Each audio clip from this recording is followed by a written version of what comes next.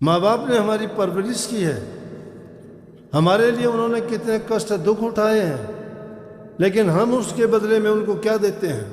अरे सत्संग में आके तुम क्या लाभ उठाते हो? जिन घरों में तुम जबान से गंदे मंदे बोलते हो, किसी को बुरा बोल के दुख देते हो, शरीर से तुम किसी को और प्रकार से कष्ट पहुंचाते हो, या उनकी किसी प्रकार से मदद नहीं करते, मीठे वचन नहीं बोलते।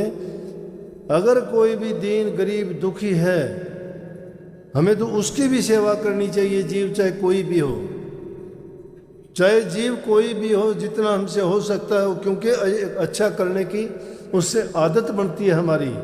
और जो दूसरे का अच्छा करके हमें अपने दिल में संतोष मिलता है, वो खुद के लिए अपने स्वार्थ के लिए काम करने से नहीं मिलता।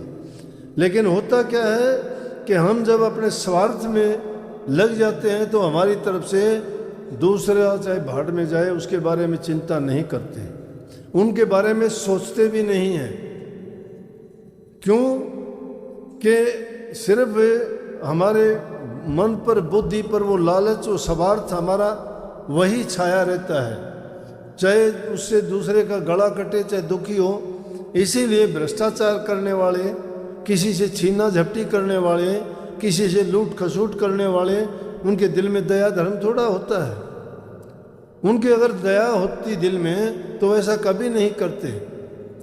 इसलिए सत्संगों में आके इंसान के विचार सुधरने और बदलने चाहिए। गुरु हमें शिक्षा क्या देता है? सबसे पहले चेताता है, चेतावनी देता है।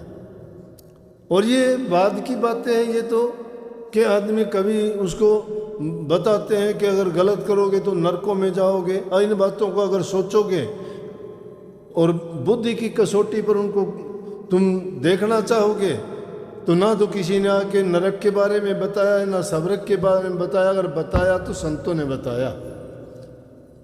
संतों ने ये भेद खोला कि अगर दुष्ट कर्म करोगे तो तुम्हें नरकों के कष्ट भोगने पड़ेंगे, क्योंकि वो हर काल की, चाहे वो भूतकाल है, भविष्य, वर्तमान की, सब की जानते हैं, लेकिन प्रकट नहीं करते। वो बात को पर्दे में सब कुछ कह देते हैं और पर्दा भी रख लेते हैं। क्यों?